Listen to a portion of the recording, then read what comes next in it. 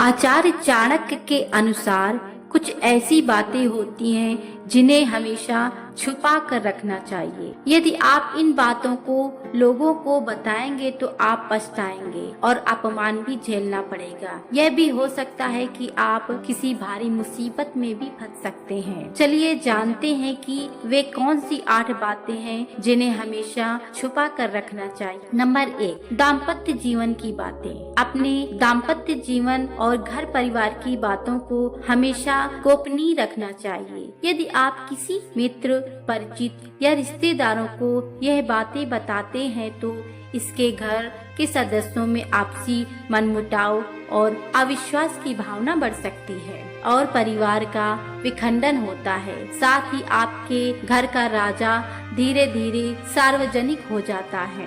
घर की बातें बताने से दूसरों की सहानुभूति हासिल करने के लिए आप कुछ समय के लिए राहत जरूर पा सकते हैं, लेकिन इससे आपकी कमजोरी ही प्रदर्शित होगी।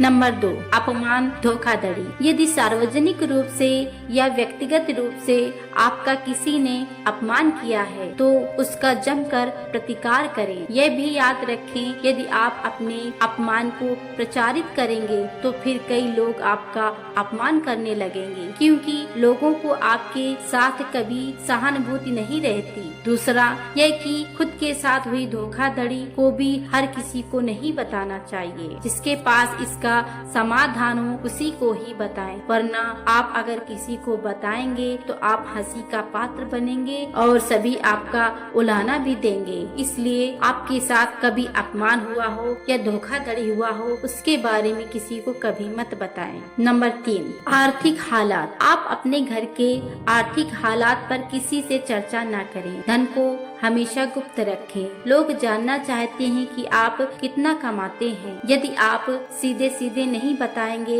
तो ये लोग दूसरे तरीके से पूछताछ करके अनुमान लगा लेंगे। हालांकि आप अपने धन को जितना हो सके गोपनीय रखेंगे तो आपके लिए ही अच्छा होगा। इसलिए नहीं कि लोग आपसे कर्ज मांग लेंगे और फिर वापस नहीं करेंगे। इसके कई कारण हैं। धन को अपने मित्र, परिचित या रिश्तेदारों से गोपनीय ही रखने की सलाह दी जाती है। नंबर 4, गुरु मंत्र, साधना और तप। यदि आपने किसी योग्य गुरु से दीक्षा ली है तो उसके द्वारा दिया गया गुरु मंत्र गोपनीय रखें। हालांकि गुरु मंत्र कई प्रकार के होते हैं, जैसे किसी ने आपको कुछ ज्ञान दिया है या कुछ हुनर सिखाया है, वह भी गुरु मंत्र है। इसके अलावा यदि आप किसी भी प्रकार के साधना, तप या ध्यान कर रहे हो तो उसको गोपनीय रखें, अन्यथा वह निष्फल हो जाएगी। इस संबंध में गोपनीयता से ही लाभ मिलता है। नंबर 5, अपनी कमजोरी। हालांकि बहुत सी जगह या मामले में इसे गोपनीय रखना घातक भी सिद्ध हो सकता है, लेकिन बहुत से